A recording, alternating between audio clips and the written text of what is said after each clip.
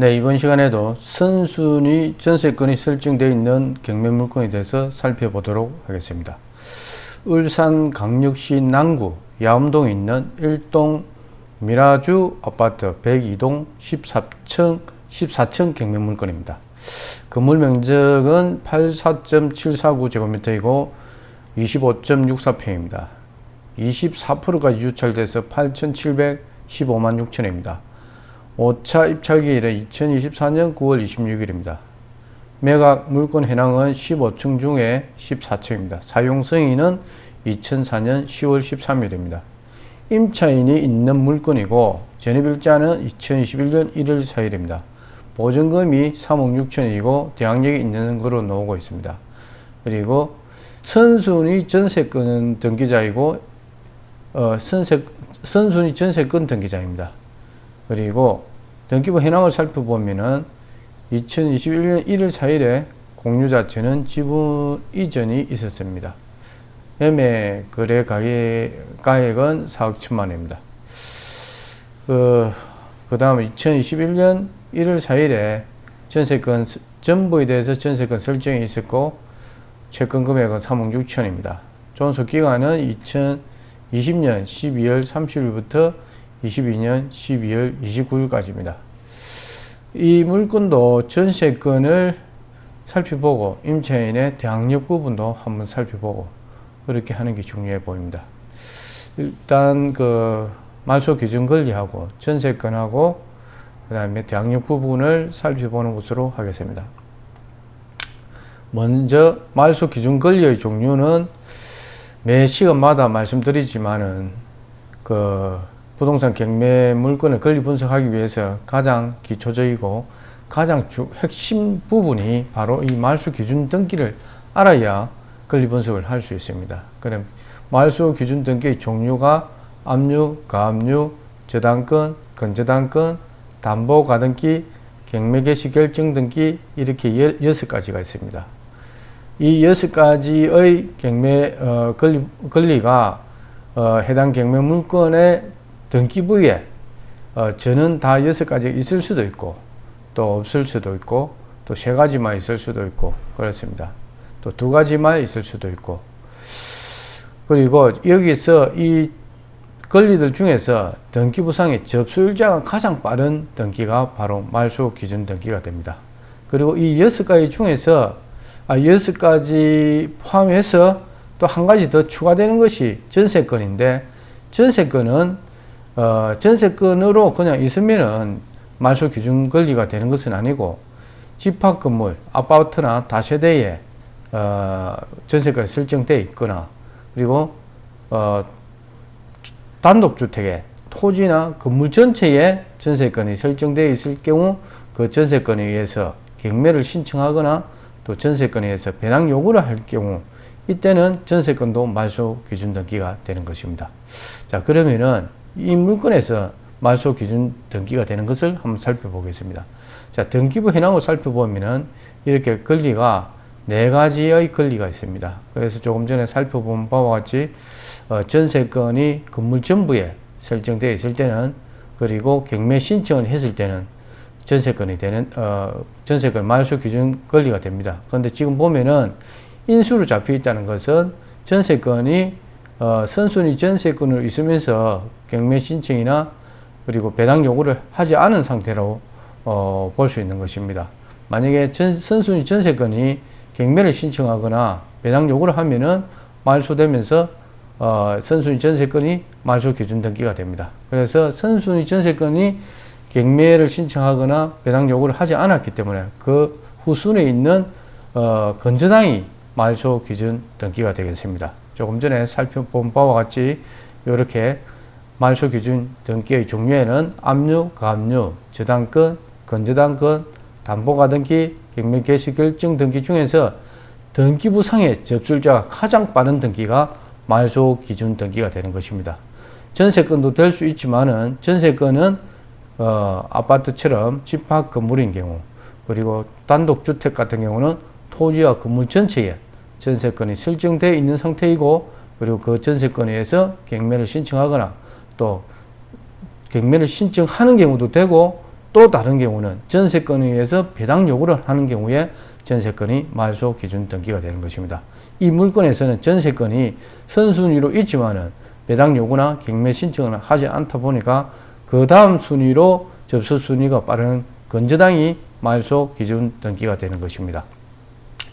그래서 말소 기준 등기보다 그러면은 이 전입일자가 빠른지를 봐야 됩니다. 그럼 말소 기준 등기가 2021년 11월 5일입니다. 5일인데 전입일자는 2021년 1월 4일입니다. 그러면은 건저당이 말소 기준 등기로서 11월 5일이고 여기는 1월 4일이니까 당연히 이 전입일자는 대항력이 있는 상태입니다. 자, 대항력 부분도 한번 그럼 살펴보도록 하겠습니다.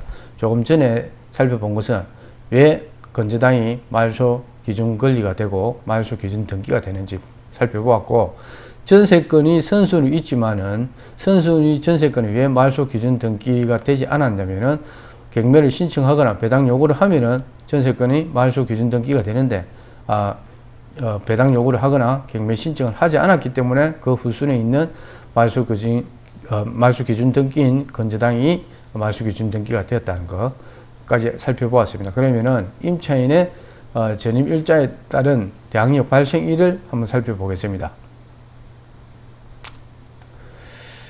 자, 우리가 이렇게 말소 기준 등기가 있으면은 자, 이렇게 말소 기준 권리보다 앞서는 권리를 선순위로 해서 선순위는 낙찰자가 인수를 하게 됩니다. 그리고 말소 기준 등기보다 뒤에 오는 권리를 후순위 하는데 후순위는 낙찰자가 인수하지 않습니다. 그래서 선순위는 조금 전에 살펴본 바와 같이 말소 기준 권리인 이 물건에서 말소 기준 권리가 건저당인데 건저당보다 선순위로 전입일자가 잡혀있기 때문에 선순위에 그러면 대항력 발생일은 언제인지 한번 살펴보겠습니다.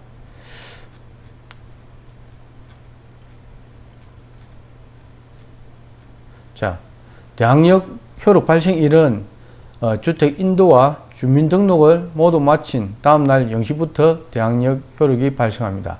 그런데 주택 인도에 대해서는 확인을 하지 않고 주민등록은 임차인이 주민자치센터나 이런 데 신고를 하기 때문에 주민등록 그리고 주민등록이나 전입신고를 하게 되면서 이제 등록이 되면서 그 다음날 0시부터 대항력 효력이 발생하게 되는 것입니다.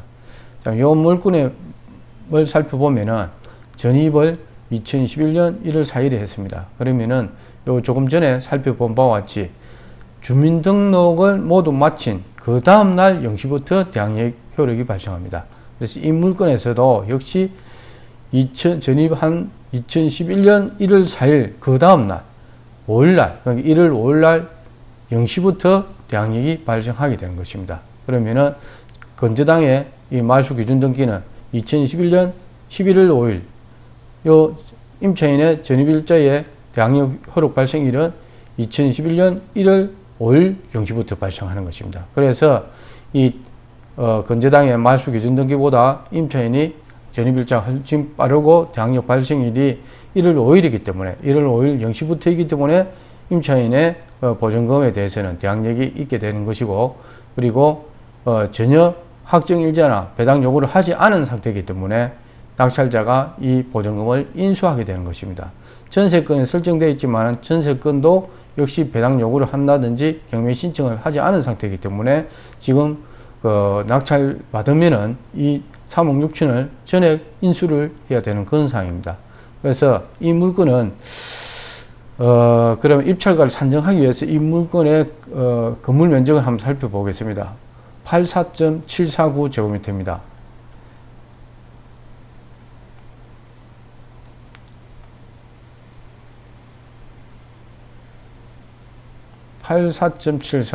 자, 이 면적입니다. 이 면적을 보면은 2024년도에 한 7건 거래가 있었습니다. 자, 이 보면은 1월 달에 8층이 지금 3억 8,300에 거래가 됐습니다. 지금 우리 나온 물건은 14층입니다. 그리고 1월 달 또 15층이 거래됐는데 3억 7,200입니다. 그리고 그 6월 달에 12층이 4억 2,300에 거래됐습니다. 좀 이런 거래 시세로 봐서는 약간 상승세를 타고 있는 거로 보이고 있습니다. 그러니까 우리가 나와 있는 거는 마지막 거래인 6월 달에 거래된 게 12층, 6월 달에 12층이 4억 2,300인데 우리는 14층이니까 6월 달에 준해서 12층에 거래된 걸 준해서 입찰가를 실거래가를 산정한다 해도 4억 한 3천 정도 보면 될 것 같습니다. 우리는 이 물건은 6월 달이고 또 12층이고 우리는 8월 달이고 14층입니다. 그래서 15층 중에 14층이면은 12층보다는 층수가 더 좋기 때문에 그래서 우리는 이제 실거래가를 이 물건의 실거래가를 4억 3천으로 보겠습니다. 그러면은 이 물건의 실거래가가 4억 3천인데 2024년 9월 26일에 8,715만 6천원입니다. 자, 우리는 4억 3천에 지금 이 보증금이 3억 6천입니다. 이 두 개, 지금 이 금액의 최저 입찰가로 9월 26일 최저 매각 대금 그대로 입찰을 한다 치더라도 지금 보면은 4억 7천 그 정도 됩니다. 지금 그래서 지금 우리가 입찰가로 산정한 4억 3천을 넘어서기 때문에 이번에 이 물건은 실제 한 3천만 원 정도 3천만 원 오면은 3억 9천입니까? 그러니까 한 3천만 원 정도까지 유찰이 됐을 때 그때 입찰 가능성이 있을 것 같습니다. 그래서 이 물건은 지금 입찰할 단계가 아닙니다. 그래서 오늘은 권리 분석한 것으로 만족하고 이 물건을 꼭 입찰하고 싶은 사람은 최저 매각 대금이 3천만 원까지 유찰될 때까지 그때 기다렸다가 입찰하는 것이 맞겠습니다. 오늘은 여기 입찰가는 산정하지 않고 권리 분석한 것으로 만족하고 오늘 강의는 여기서 마치도록 하겠습니다. 계속 강의를 듣고 계시는 분들은 구독 신청하시고 계속 강의를 들어주시면 되겠습니다. 감사합니다.